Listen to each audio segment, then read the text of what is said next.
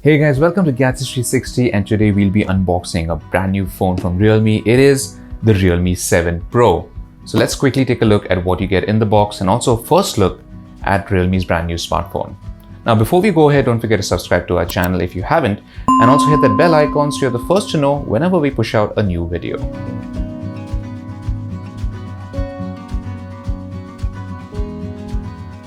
Now the Realme 7 Pro comes in a similar packaging as the Realme 7. At the back, we have a few highlight features of the phone that's mentioned, including support for the 65-watt fast charging. Now let's quickly open the seal and see what we get inside.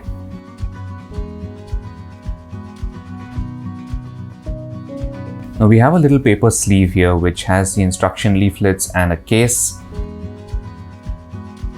Next up is the Realme 7 Pro itself. Now this is the mirror blue color that I have. Let's place it aside and see what else is there. This is the Super Dart fast charger, and as you can see, it has an output of 65 watts. Next is the USB cable, and finally it's the SIM eject tool, and that seems to be pretty much it. Okay, so now let's take a look at the Realme 7 Pro. As you can see, I've gone ahead and set it up and install a bunch of basic apps. And first of all, before we get into some of the features and stuff, let's take a look at what the phone has to offer on the outside. So over to the right, we have a typical placement of the power button. We have the volume buttons on the left. Down at the bottom, as you can see, we have the 3.5mm headphone jack, USB port, and the speaker. There's also a SIM tray over here. This can accommodate 2 nano SIMs and a micro SD card all at once, which is cool.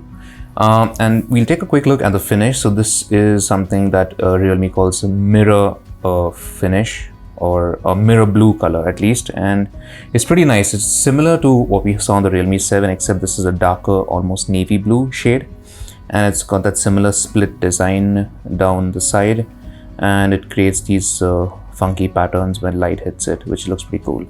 The camera module is also very similar to the Realme 7 in the sense there are 4 cameras, but I think the sensors are also pretty similar as well, but we'll take a closer look at that in just a bit.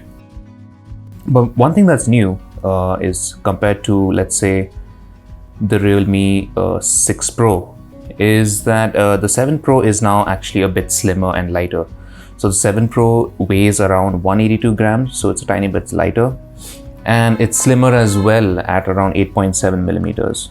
So, which is nice, and this is something that is kind of noticeable, especially if you have the 6 Pro and the 7 Pro side by side. You will notice that slight difference in the weight and thickness of the phone. But a big addition I think that Realme has made, a couple of big additions, and one of them definitely is stereo speakers. So finally, the Realme 7 Pro, or at least a Realme phone in this price range, finally gets stereo speakers. So you have the bottom firing one, and you have the one on the top as well. The earpiece also doubles up as a speaker. And not only that, if you go into the settings, these speakers also support Dolby Atmos enhancement. So here you can see Dolby Atmos is active currently for the 2 speakers. You can select a bunch of different modes similar to what we've seen on higher end Realme phones, which is really cool to have. Now the second big change, of course, compared to the Realme Pro is the display itself. It's not the size, it's still a relatively large display. This is a 6.4 inch panel, but instead of an instead of an LCD display, Realme has switched to a Super AMOLED panel, which is really nice to see. So the bezels are fairly slim. There is a bit of a chin, but it's not that much of a bother, and we have a hole punch cutout in the display. However, if you remember, the 6 Pro had dual selfie cameras and the 7 has just a single one. But again, we will get to the cameras in just a bit. Now, speaking of the display, the AMOLED display is obviously pretty nice. The colors are punchy, brightness gets really good as well, really high as well, which is all good to see. However, because it's an AMOLED panel and Realme wanted to hit a particular price budget, it does not have a high refresh rate screen. So this is a full HD plus display. So everything is sharp. However, it's only running at 60 Hz at not 90 Hertz or 120 Hertz. So that is a bit of a bummer. So another little thing that's missing is, of course, there is no HDR support, sadly. Now, if you open the Netflix app and go into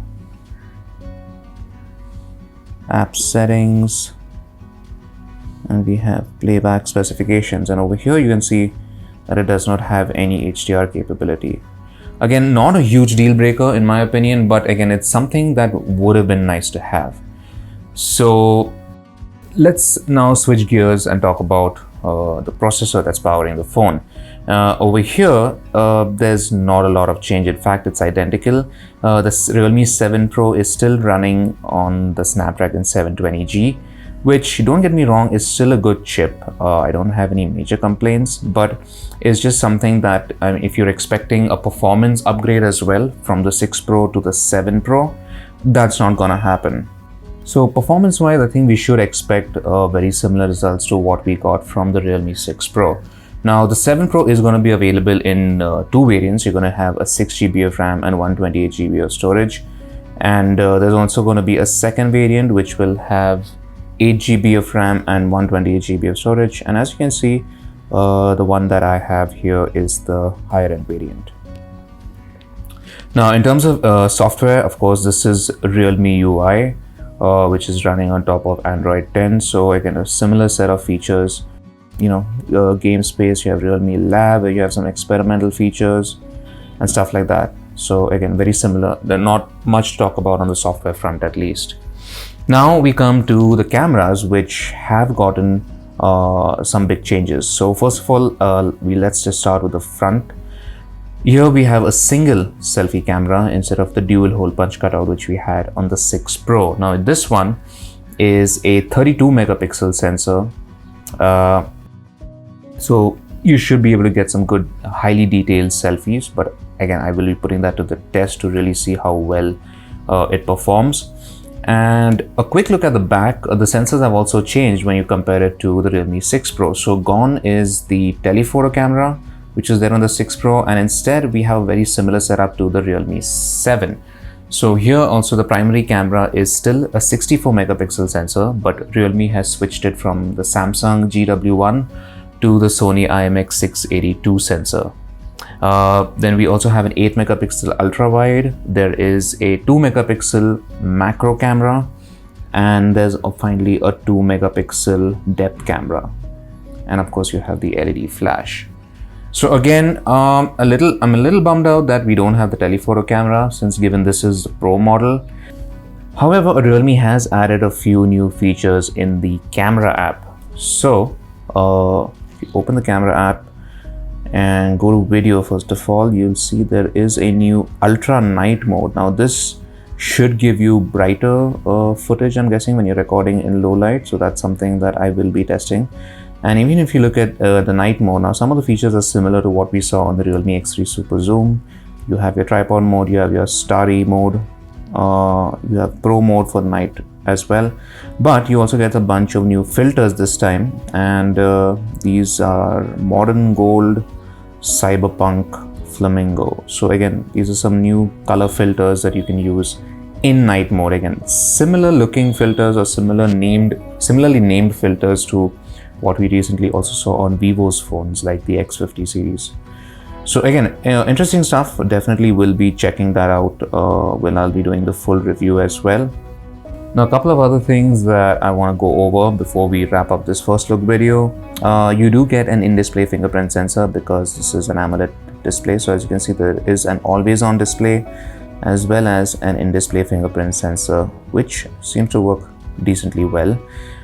You also get a 4500 milliampere battery in the Realme 7 Pro, which according to Realme you should be able to charge it from 0 to full in about 34 minutes thanks to that massive 65 watt charger. Again, another feature that I will be testing out to see if that claim is true or not. So that's it for a quick unboxing and a first look at the Realme 7 Pro. Stay tuned for the full review coming soon. And as always, for all things tech, log on to Gadgets360.com.